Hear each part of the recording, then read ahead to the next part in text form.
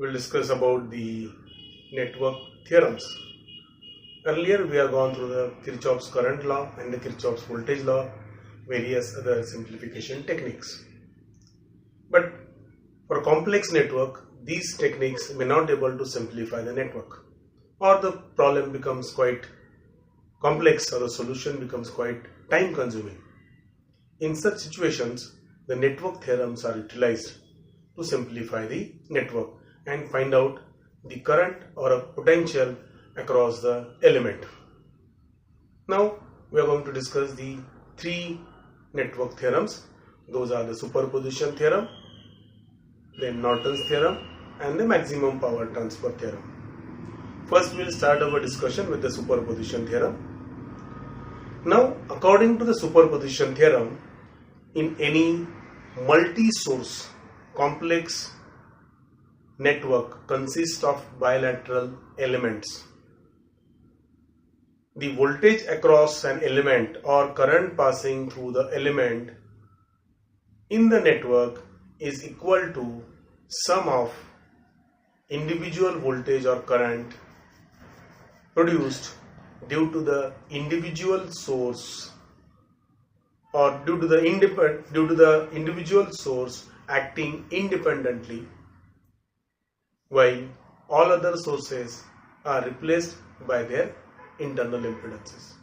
That means the total current passing through that element or the potential across the element is sum of potential due to the first source plus potential when only first source is acting, all other replaced by the equivalent impedances, then plus V2, that is potential due to the second source, will all other, or current I2 when all other sources, only second source is kept and all other sources are replaced by their internal impedances. So the total potential or total current passing through the element is algebraic sum of individual currents or potentials produced at the element due to the individual source independently when all other sources are replaced by their internal impedances. This is called the superposition theorem.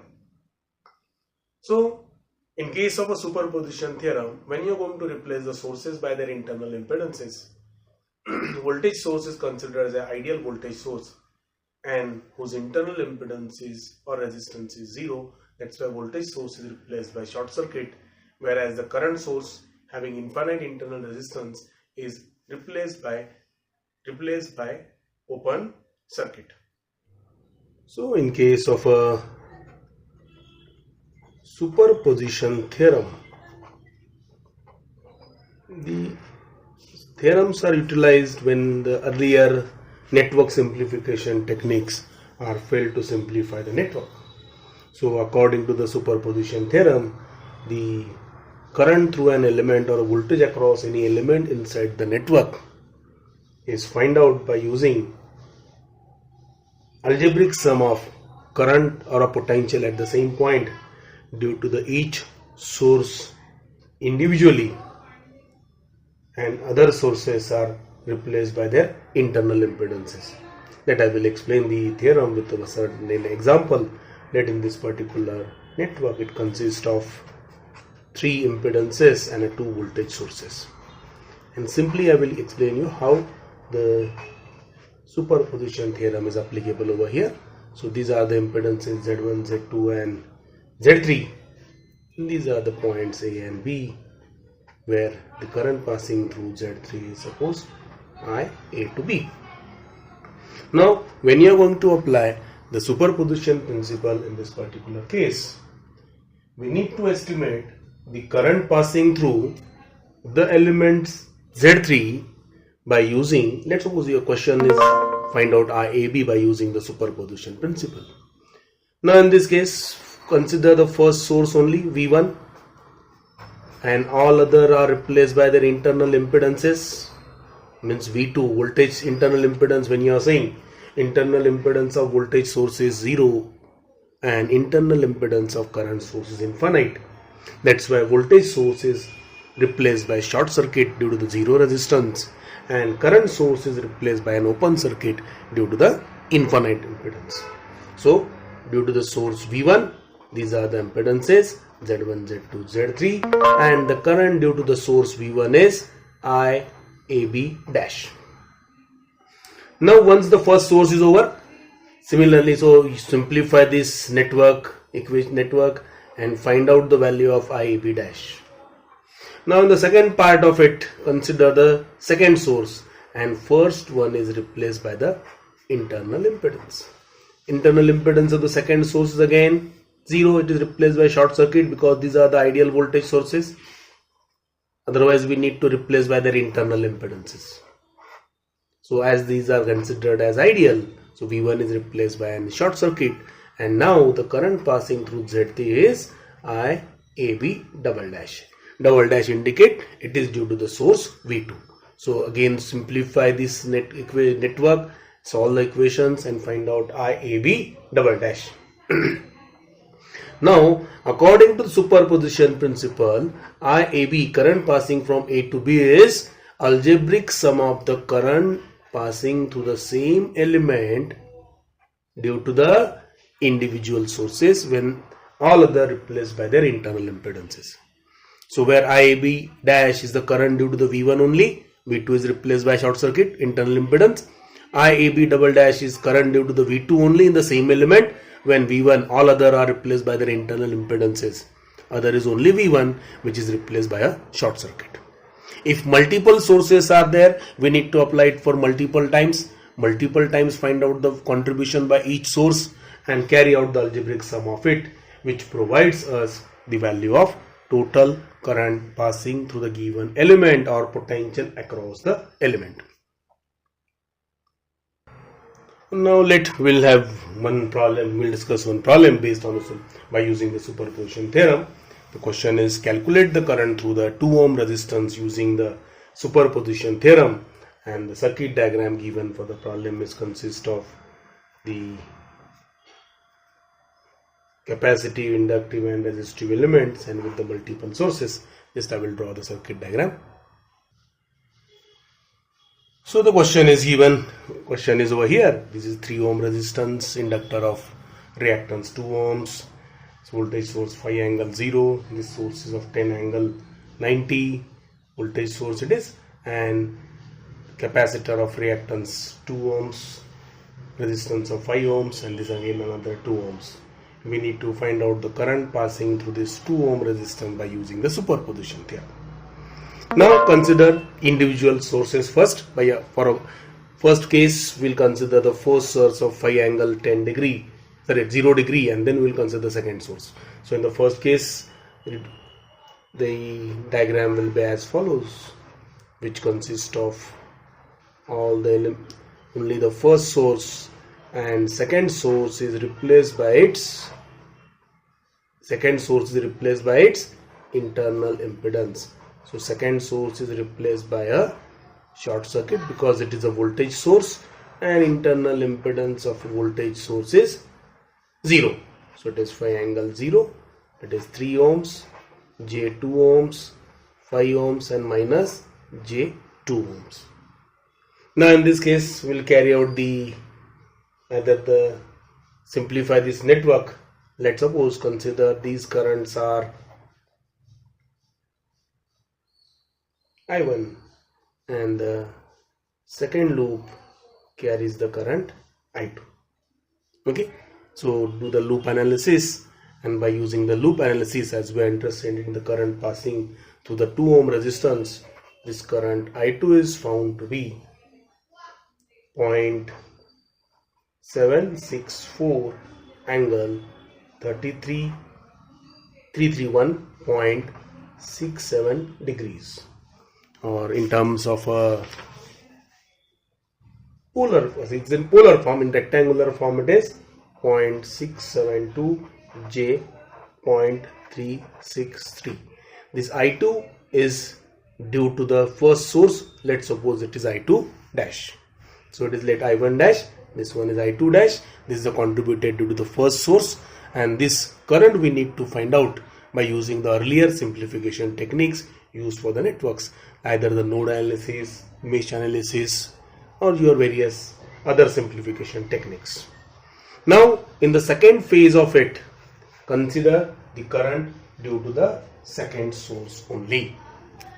Now in case of when you are going to consider only the second source, first is replaced by its internal impedance, that is first P1 is replaced by short circuit, so it is 3 ohms, J 2 ohms, then it is 5 ohms, then next one is minus J 2 ohms, and this source is now considered 10 angle 90, and this resistance is of value 2 ohms.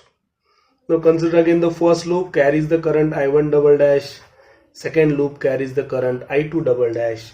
Now use the earlier studied simplification techniques for this given network by either loop analysis, load analysis, or any sort of simplification techniques, whichever you are feeling easier for you.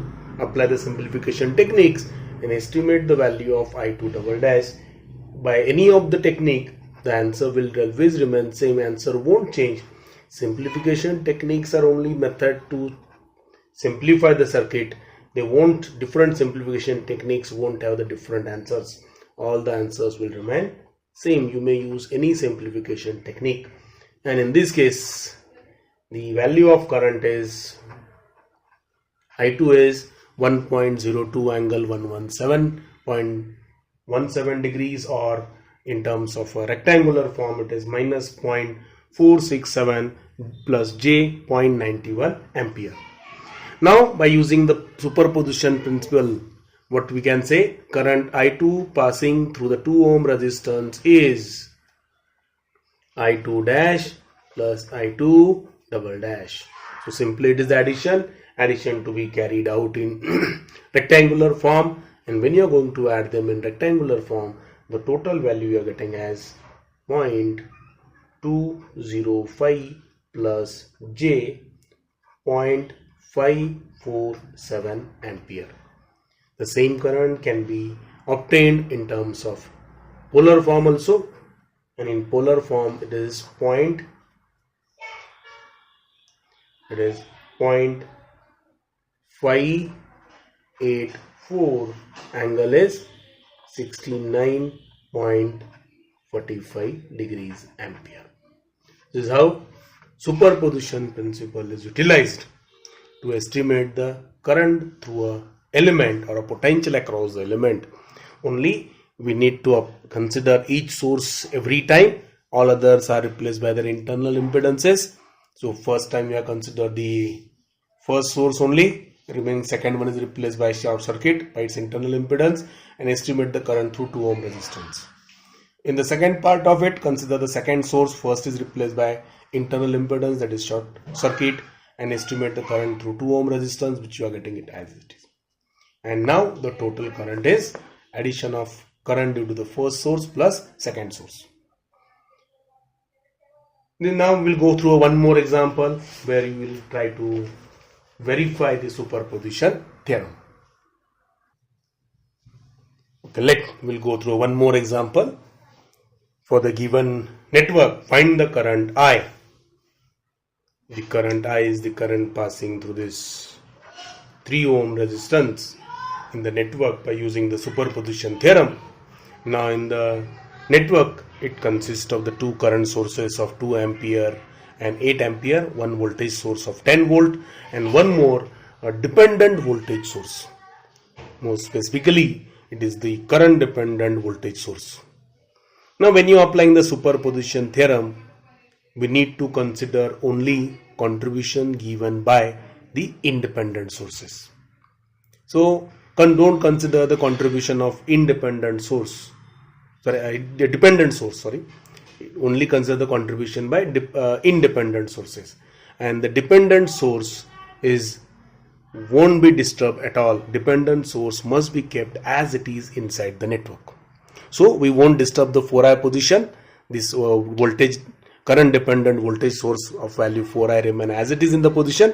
Only we will consider the contribution by these three sources of current source 2 ampere, current source 8 ampere, and a voltage source of 10 volts. So there are three different steps will be there. In step 1, we will consider only a 10 volt voltage source. In step 2, we will consider the 2 ampere current source. In step 3, we will consider the contribution by the 8 ampere current source, that is 10 volts first consider, then consider the contribution by 2 ampere, then a contribution by 8 ampere current source. Now first we will discuss about the contribution by 10 volt voltage source. When you are going to consider 10 volt voltage source, all other sources are replaced by their internal impedances. Internal impedance of current source infinite, so it is replaced by open circuit. So we will first draw the case 1 figure. So in case of case 1, only the 10 volt voltage source is considered and all the remaining sources are replaced by their respective internal impedances. So impedance of current source is infinite, so it is replaced by open circuit, and only these elements lies in the circuit. Now the current through this 3 ohm resistance is I, same is the loop current. So we'll estimate the value of current I in this particular network. So apply the KVL over here. KVL says that it is 3I drop across the 3 ohm resistance, then next one is minus 10, okay, because 10 volt source first negative terminal appears, then plus 2I and minus 4I should be equals to 0. Rearrange it, 3I plus 2I minus 4I, total value is I, should be equals to 10 ampere. So contribution by 10 volt voltage source, contribution by 10 volt voltage source is 10 ampere. Now we'll consider the case 2. In case 2, we need to consider only a 2 ampere current source. So when you are going to consider the 2 ampere current source, then this 10 volt is replaced by short circuit. This 8 ampere is replaced by open circuit, and circuit gets simplified to a position, to a state. Let's consider the simplified network over here. This is 2 ohms. Next is the controlled source of value 4I, then current source of value 2 ampere current, and the next one is 3 ohm resistance through which current passing through it is I, and voltage source is replaced by short circuit, current source is replaced by open circuit. Now for this network we'll rearrange it, okay, this controlled source by using the source transformation. This current source is replaced by, from this node it is replaced by a current source, dependent current source with a parallel resistance. Voltage source is replaced by current source of value V by R, 4I by 2, 4I by 2 it is 2I, okay, 4I by 2 it is 2I. So over here this voltage source is replaced by a current source of value V by R, it is 4I by 2, it is 2I, and the direction of current is the same in which the voltage source is trying to force the current, and the same resistance 2 ohms connected in parallel. Next is the 2 ampere current source over here, this is the 2 ampere current source, and the next one is the 3 ohm resistance, and current through it is I. Now it is easier to find out the current through it is, so we will simplify it, and the net current source is, as both are forcing the current in the same direction, total current is algebraic sum, which is 2 plus 2I. Next is the 2 ohms, and next one is the 3 ohms connected across it, and current through it is I. Now apply the current division rule to estimate the current I. Current I is 2 plus 2I, total current into opposite branch resistance divided by total resistance, which is 2 plus 3, and the current I is found to be 4 ampere. So contribution due to the 2 ampere current source is found to be 4 ampere. Okay, this is the contribution by 4 ampere current source. Now in the case 3, we'll consider the 8 ampere current source. When you are going to consider the 8 ampere current source, we'll simplify the figure over here. This is the 8 ampere current source, and the 2 ohms remains as it is over here. Controlled source remains unchanged, which is 4I. current source is replaced by open circuit, this 3 ohms, voltage source is replaced by short circuit, and current through it is I. Now over here we'll consider loop analysis. Let this current is I, this one is I2. Okay, and by using the loop analysis you're getting try to find out the value of current I through 3 ohm resistance. The current, let's suppose this current is I1 rather than I for loop analysis. This loop current is I1, this loop current is I2. What we are interested, a current passing through the 3 ohm resistance in the downward direction. Net current passing through the 3 ohm resistance in the downward direction is I1 minus I2, because I1 is moving downward and I2 is moving upward. So net current is I1 minus I2. Now by using the loop analysis, estimate the values of I1 and I2. Here I1 you are getting as minus 8 ampere, I2 you are getting as 8 ampere, and I1 minus I2 is minus 8 minus 8. Total current I due to the 8 ampere current source is minus 16 ampere. Now we'll apply the superposition theorem.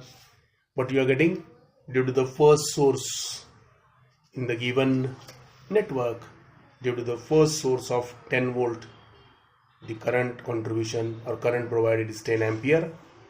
Due to the second source of 2 ampere current source, current you are getting as 4 ampere, and due to the third source of 8 ampere current source, the current is found to be minus 16.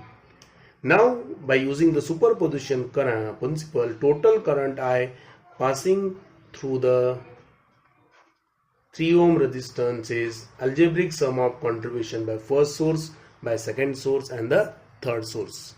By first source it is 10 ampere, due to the second source it is 4 ampere, and due to the third one it is minus 16, and the total is minus 2 ampere. What indicates minus 2 ampere? The actual current is passing in upward direction, which is 2 ampere. That's why the downward current is minus 2. So here we complete the examples of superposition theorem. Now we will continue with the Norton's theorem. Now we will discuss the Norton's theorem. Norton's theorem is utilized when the superposition theorem fails, or when the network is quite complex. That time it is very difficult to simplify the network on paper and find out the current and potential through the particular element or through the load resistance. That time, by using the experimental procedures, we are able to apply the Norton's theorem and easily or quickly able to analyze the voltage and current across the element or across the load resistance by applying the Norton's theorem. Now we will go through the statement of a Norton's theorem. So Norton's theorem says, according to the Norton's theorem, any combination of linear bilateral networks, linear bilateral circuit elements and active sources. So any combination of linear bilateral elements and active sources, regardless of the connection and the complexity, connected across the load impedance ZL. That is, a complex network is connected across a load resistance. A complex network may consist of linear bilateral elements, various active sources connected in any random fashion. This entire complex network is connected across a load impedance. Now this complex network is replaced by a simple two-terminal network consists of a current source IN, that is the Norton's equivalent current source, and impedance connected parallel with the IN, that is Z equivalent, which is a Norton's equivalent impedance connected across the load resistance ZL. So this entire complex network across the load is replaced by a parallel combination of current source and impedance, where current source value is IN and impedance value is Z equivalent. Now what is IN? IN is the Norton's equivalent current, or it is also called as short circuit current. It is the current passing through the short circuit connected across the load terminal. So load is being short circuited and current passing through that short circuit is called as the IN, that is the Norton's equivalent current. What is Z equivalent?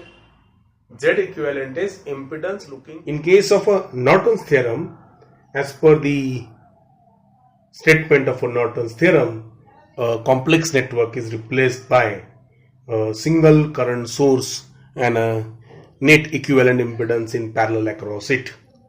So that single equivalent current source is a short circuit current across the load terminal, and equivalent impedance is the net impedance looking into the load terminals of a network.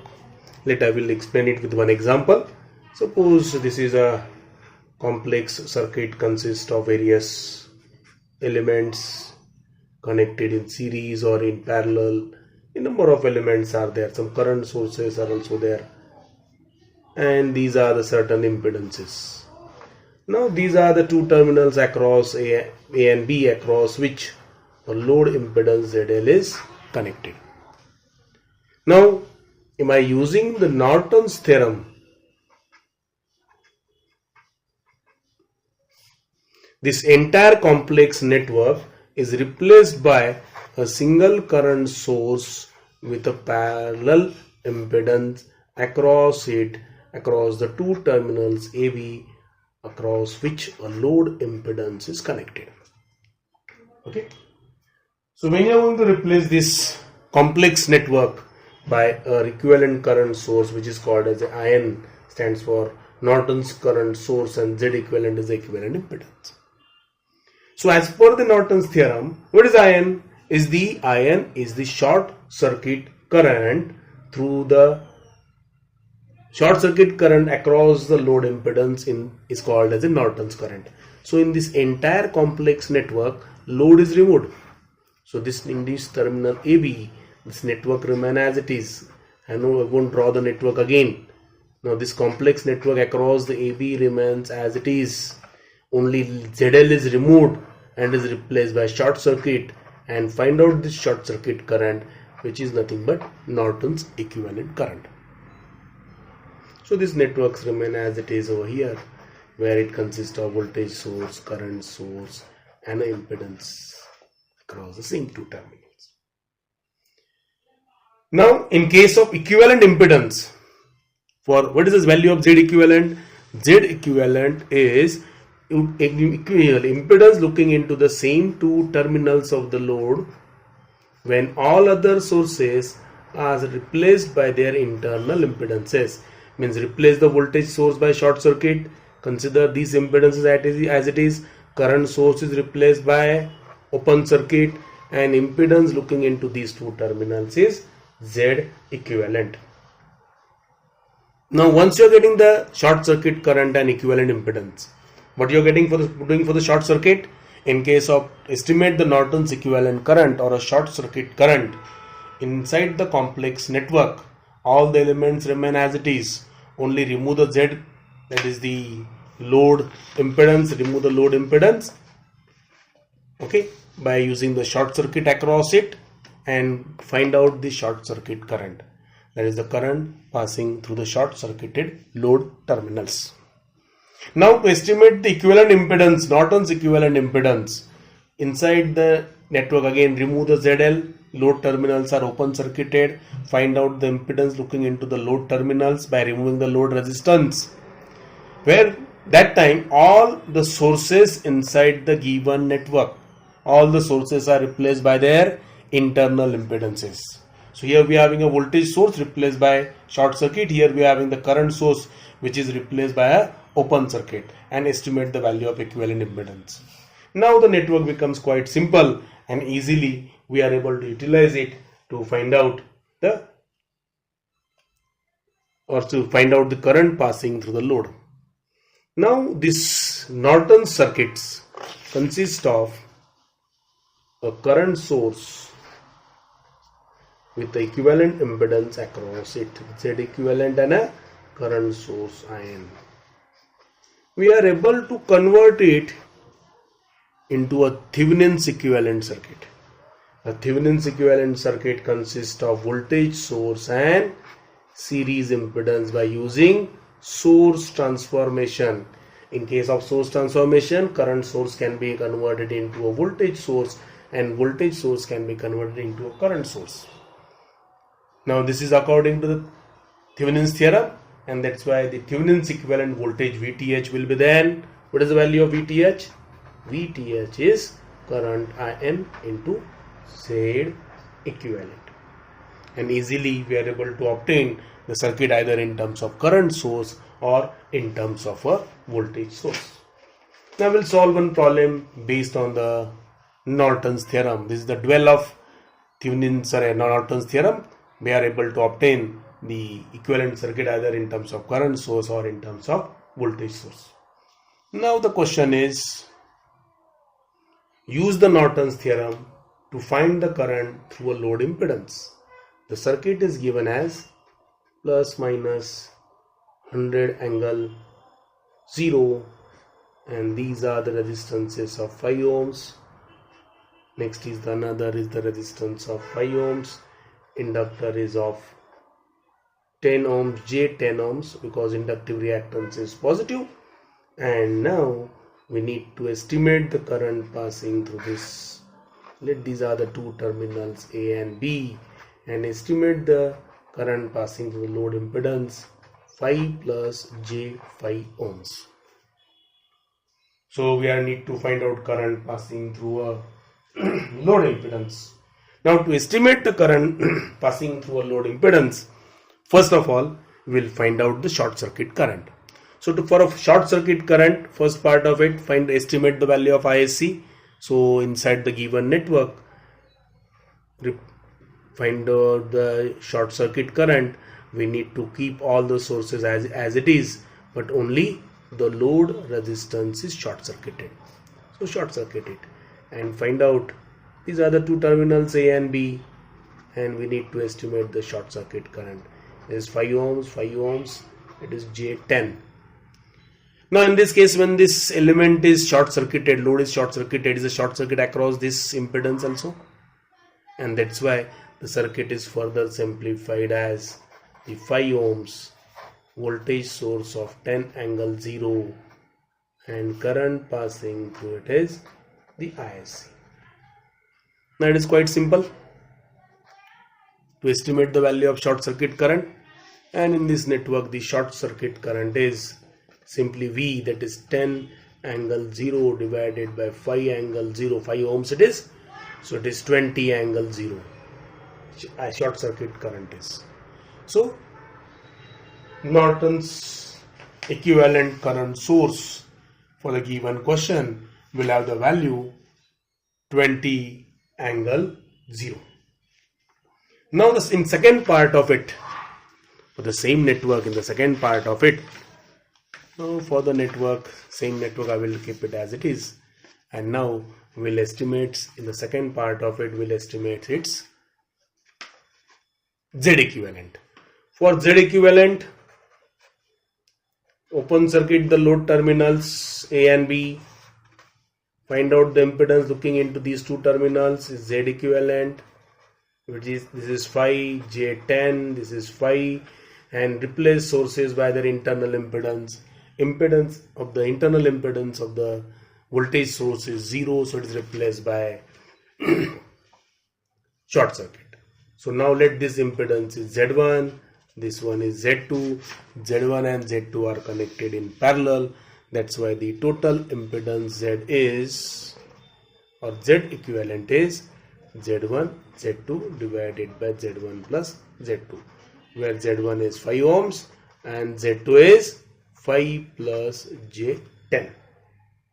As Z1, Z2 is known, simplify it, and the Z equivalent you are getting as 3.845 angle, sorry, this one I need to rub it. I need to first state it in terms of polar form, because result first I am getting in polar form and then in rectangular.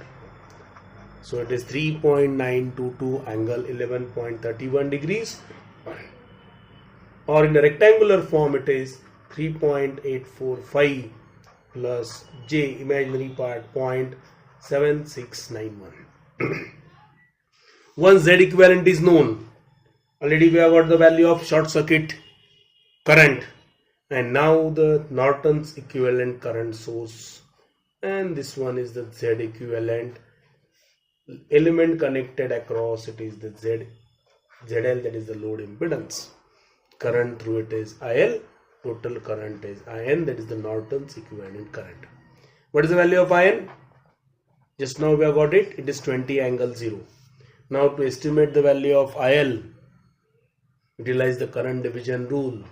It is the current, total current into opposite branch resistance divided by total resistance, Z equivalent plus ZL.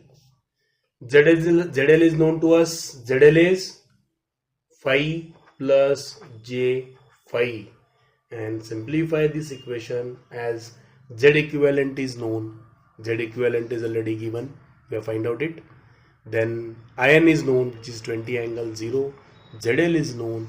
Utilize these three values to estimate the value of current passing through the load impedance, which is 7.427 angle minus 21.8 degrees in terms of ampere.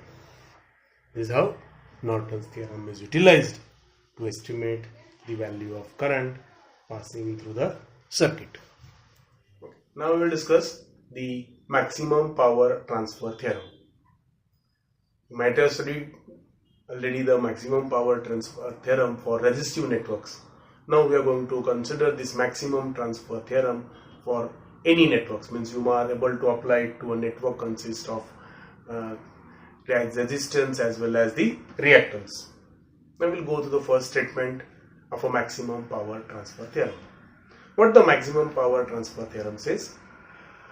In an active network, maximum power is transferred to the load when the load impedance is complex conjugate of impedance looking into the two terminals where the load is connected. Means in a network, suppose a load resistance is connected between the two terminals A and B. The maximum power is transferred to the load impedance ZL when ZL is removed, and find out the equivalent open circuit impedance between the two terminals A and B. And the load impedance should be complex conjugate of Z equivalent. So, in other words, the load impedance must be a complex conjugate of an equivalent impedance of the network viewed from terminals of the load. Hence, equivalent impedance we need to find out from the terminals of the load. When you are saying load impedance is complex conjugate of equivalent impedance, complex conjugate means what? The real part should remain same and imaginary part should be opposite. That means their resistances must be same in terms of ohms, reactances must be equal and opposite. Means suppose equivalent impedance having a reactance capacitive, then load impedance should have the same reactance inductive, or vice versa. So in case of a maximum power transfer theorem, as according to the maximum transfer theorem, suppose to transfer the maximum power to the load impedance should be a complex conjugate of ZL should be a complex conjugate of equivalent impedance looking into the same two terminals, or looking into the load terminals. Suppose Z equivalent is found to be R plus JX, then load impedance should be complex conjugate. When you saying the complex conjugate, what it indicates? Complex conjugate means the real part should remain same and the imaginary part should be opposite. That means the resistance of the load impedance should be same as the resistance of the equivalent impedance, and the reactance must be opposite. Reactance must be opposite means if the reactance should be equal and opposite. Equal and opposite means what? Whatever is the reactance value of Z equivalent, same should be for ZL, but only equivalent impedance reactance is inductive, then load resistance reactance should be capacitive, or vice versa. If equivalent is capacitive, then load resistance will have the inductive reactance. So what is Z equivalent? Inside this given network, impedance looking into these two terminals is Z equivalent, and the maximum power is delivered by this network to the load if load is complex conjugate of Z equivalent, where the real part is same and imaginary part is opposite. Now for this maximum power transfer theorem, we'll consider its proof, whether it is really, if you are saying maximum power is delivered or not.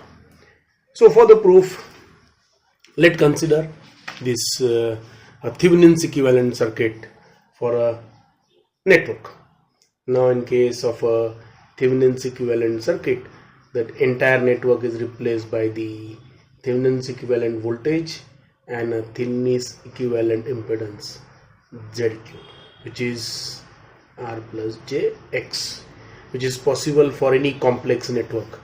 Any complex network can be replaced by a Thevenin's equivalent circuit, consists of a voltage source and a series impedance, where Thevenin's voltage is the open circuit voltage across the two terminals, and Z equivalent is the impedance looking into the same two terminals when all other sources are replaced by their equivalent internal impedances.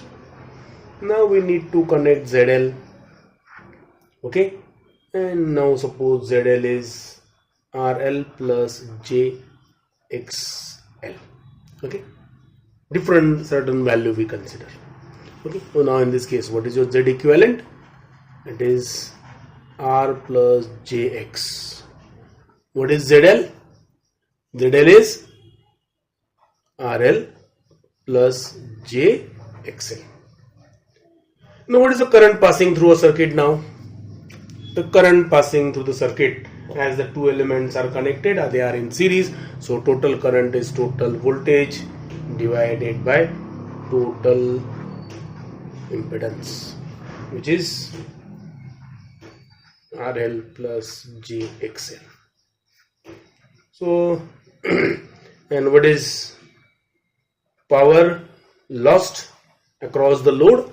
It is I square into RL. I is the current and RL is the resistance, because resistance is only power dissipating component. Reactance is the reactive component. It just stores the energy and return back. Now in this case, we'll find out the power. Power is I square into R. So I square is VTH square divided by R plus RL square plus X plus XL square inside into your RL.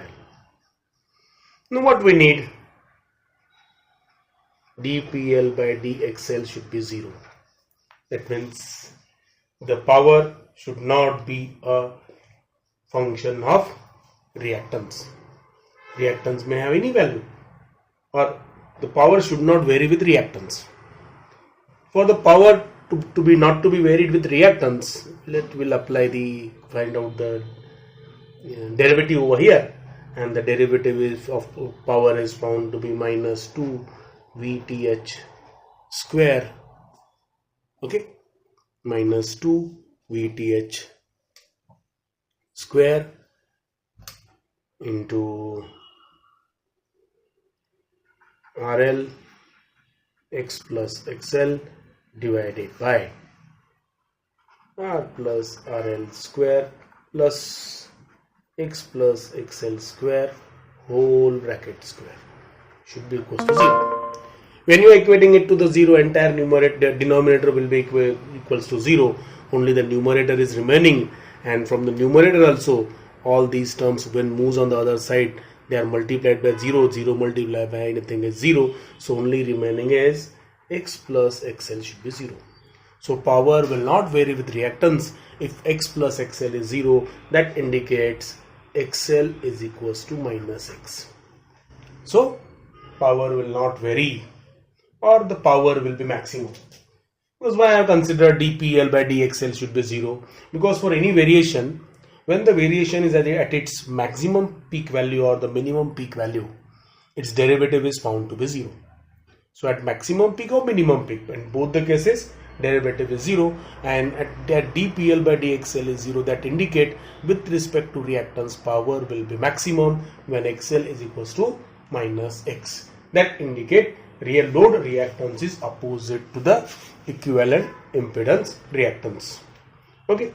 Now in the next case, to have the maximum power with respect to RL, the derivative should be 0. That is dPL by RL is 0.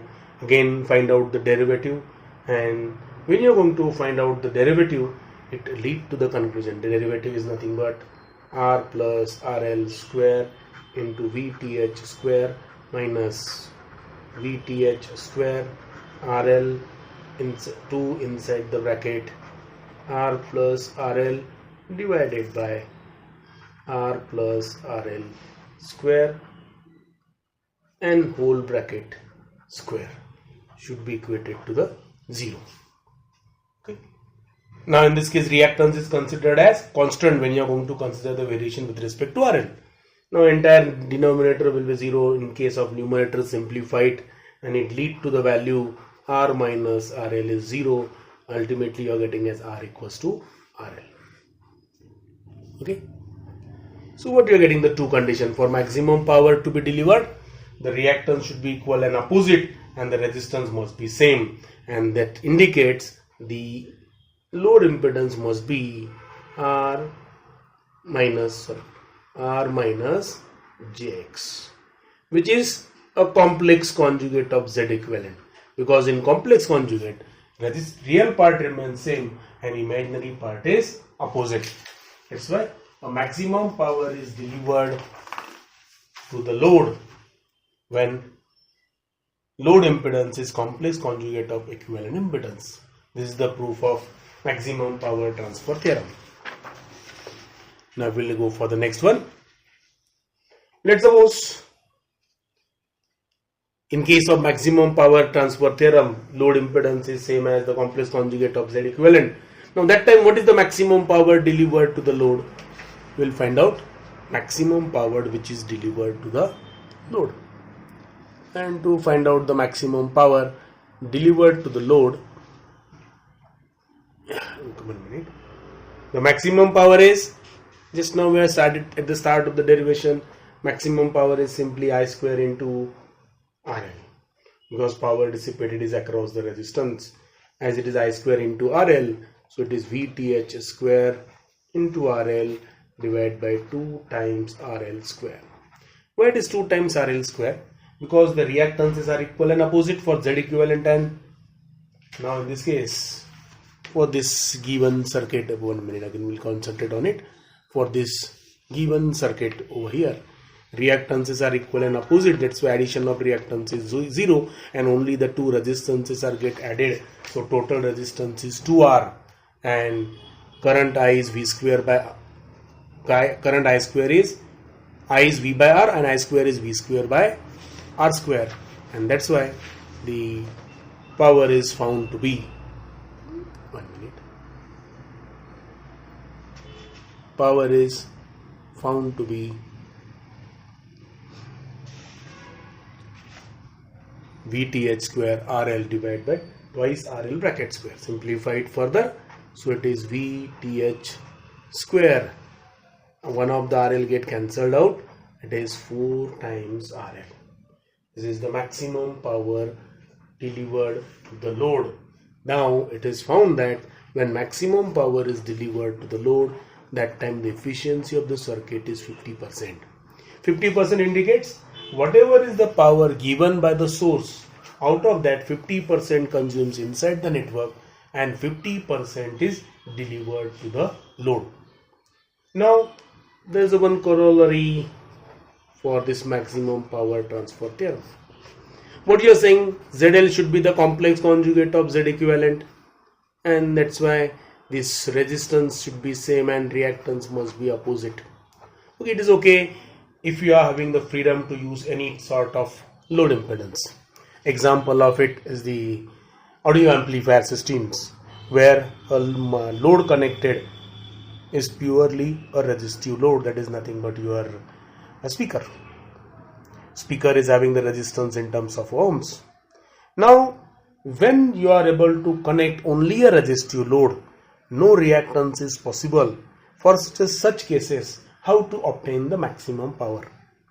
Now, to obtain the maximum power under such conditions, when it is not possible to use the impedance which is consist of resistive as well as reactive parts, only resistive load impedance is possible, that time use the load impedance such that it is the magnitude of equivalent impedance, that is square root of r square plus x square. So it is the corollary, means when to use it, when only resistive loads are possible. It is not possible for you to utilize the, it is not possible for us to utilize the reactance, only resistances are possible, then apply the resistance such that it is equals to magnitude of equivalent impedance. Now we'll go through one example related to the maximum power transfer theorem. Okay, now we'll go through one example of maximum power transfer theorem. The question is, we need to find out the load impedance across, in this given circuit, we need to find out load impedance across AB for maximum power transfer in the network. Also find the maximum power delivered to the load. So we need to find out load impedance for maximum power transfer as well as the amount maximum power transferred inside the load. Now for this case, we need to first of all estimate the Z equivalent, because for maximum power transfer, load impedance should be the complex conjugate of equivalent impedance. So for equivalent impedance across the same two terminals A and B is looking into Z, these two terminals, under the condition all the sources are replaced by their internal impedances. In this case, we are having a voltage source which is replaced by short circuit. If there is a current source, ideally it is replaced by open circuit. So J20, it is J30. Now this impedance is Z1, this is Z2. Z1 and Z2 are connected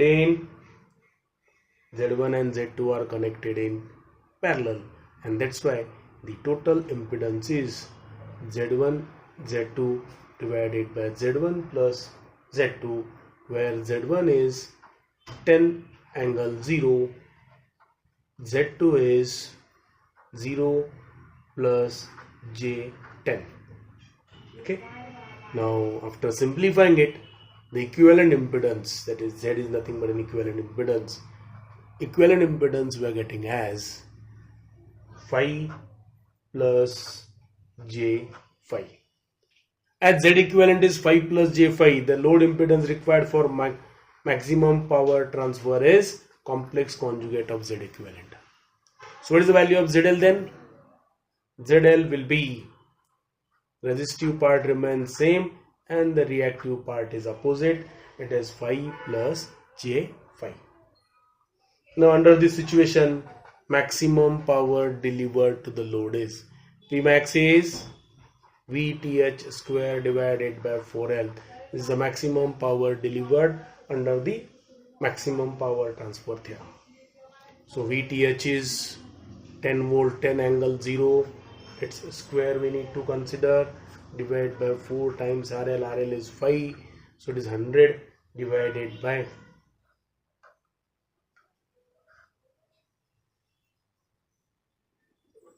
Vth we need to find out. This is an Vth. Vth is not 10 volts.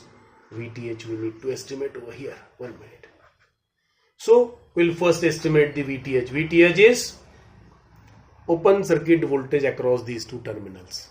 Open circuit Vth is the open circuit voltage across these two terminals. And Vth, next one we will discuss the Miller's theorem. So in case of Miller's theorem, it states that in a linear network, if impedance Z is connected between two nodes with the node voltages V1 and V2 respectively, Let's suppose this is being a network where two nodes are there. These are the nodes having potentials V1 and V2. These are the node 1 and the node 2. Impedance is connected across these two nodes. So what it says, in a linear network, if impedance Z is connected between the two nodes with the node voltage V1 and V2 respectively. Now in this case, here the potential is V1 and here the potential is V2 at these nodes. So simply these are the potentials V1 and V2. Now for this network, this V2 by V1 ratio is suppose a K. Ratio of node potentials is V2 by V1 is K, where K is the constant. Now by using the Miller's theorem, we are able to replace this impedance Z connected between the two nodes in terms of two branches with impedance Z1 and Z2 connected between the node to the ground. Means this impedance can be removed easily. We are able to replace this impedance by the two impedances Z1 and Z2, where Z1 is connected from node 1 to ground and Z2 is connected from node 2 to the ground. Just I will show it in the figure what the Miller's theorem says. Now in the same network, this V2 by V1 is K. Here these are the two nodes V1 and V2.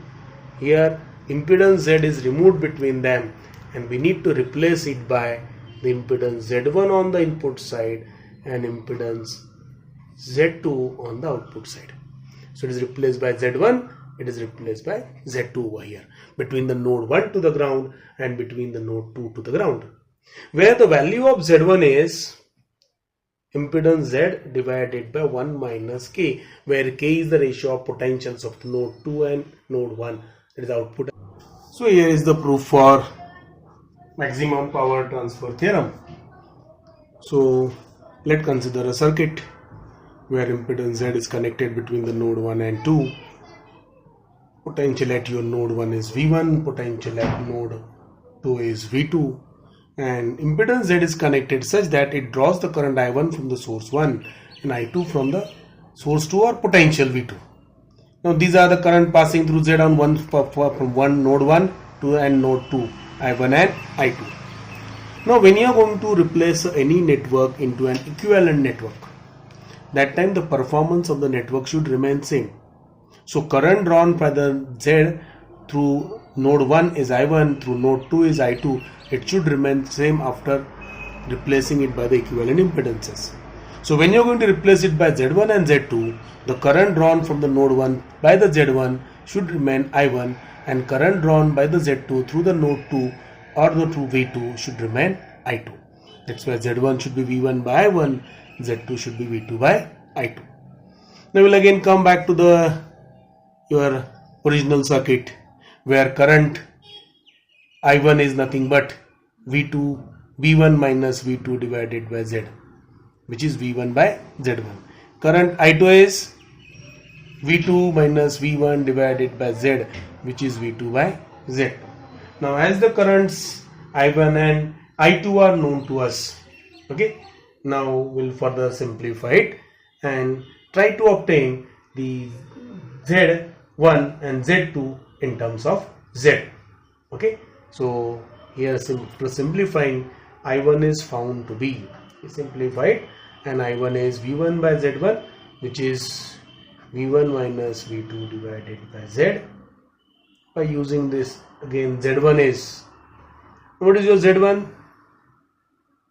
Simply Z1 is ZV1 divided by V1 minus V2. Yes, for this from this particular equation, it is possible to obtain it over here. The impedance Z1 is Z into V1 divided by Z1 plus Z2.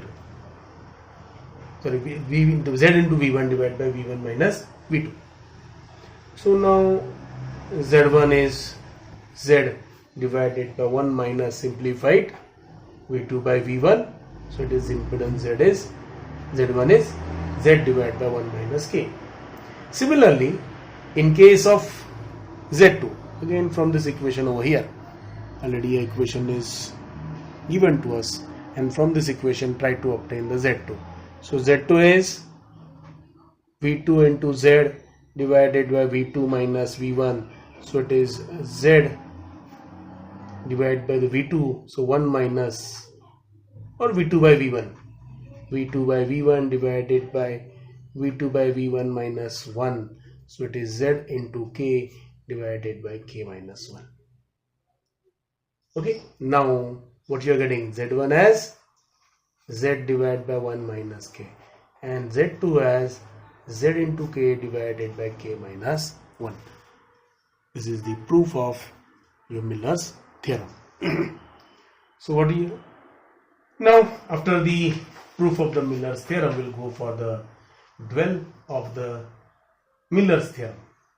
Okay, dual is for the current and it is based on the KCL, because whatever the Miller's theorem you are considered, it is based on the same performance of the circuit, and dual is for the current, because this thing we are considered for the potential node potentials having potentials V1 and V2, and they should impedance Z connected between them is replaced in terms of Z1 and Z2. Now in case of dual, we'll utilize it for the dual network, and dual is for current lies along the branches and based on the KCL. Let's suppose go to the dual of it. Let this is the network where beta is I2 by I1, where I2 is the current, I1 is the current passing over here, I2 is the current passing through this end, beta is I2 by I1, potential over it is V1, and potential on the other side is V2, plus minus is given, and impedance Z is connected over here in between. Okay, this impedance is impedance Z, and current passing through it is, according to the KCL, it should be I1 plus I2, because total incoming current should be equals to total outgoing currents.